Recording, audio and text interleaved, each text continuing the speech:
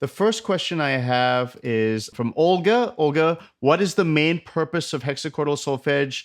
And I think Professor Baragwanath, you talked about this a little bit. Why can't we just use fixed dose system, which Professor Asiaman, you mentioned many students in Europe do. When French conservatories continue the Italian tradition, why do they change to fixed dose?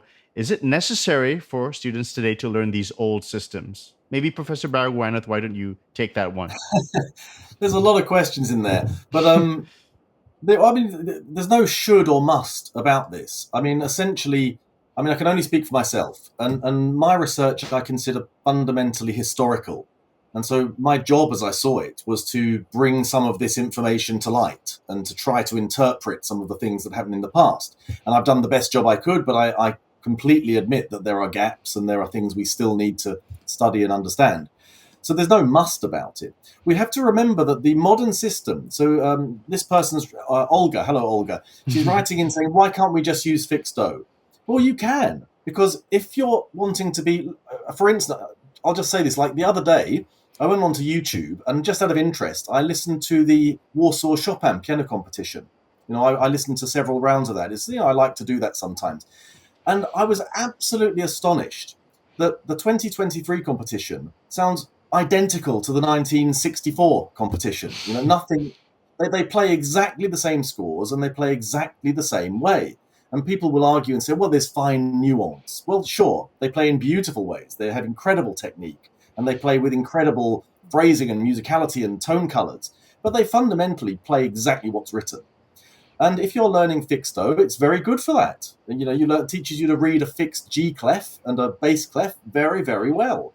So if you just want to be a modern musician playing from scores, fine. That's what it was always intended to do, by the way. Back in the mid-18th century, the fixed O system, when it sort of came into its own, in roughly the 1750s in France, where it was primarily a method for teaching amateurs to learn to read music because there was a new music publishing industry. So they're publishing all this music, and there's got to be an easy way for people to learn to read it. And actually, as they start to publish scores and people start to read them and make music that way, it's much easier, much, much easier than having an apprenticeship for 10 years. And that's why the modern systems developed, because they're for different purposes. Great. So that would be my answer. And when Olga says, why is it necessary for 21st century students to learn these old systems? The answer is no. But if you're, for instance, wanting to improvise in historical music, or if you're interested in early music and the whole history, the whole idea of it and how it was conceived and how these musicians in the past thought, then it is quite interesting. If you're wanting to improvise and compose in these early styles, then my opinion would be the more you can know about how things were done in the past, the better. It makes it easier, makes it more comprehensible.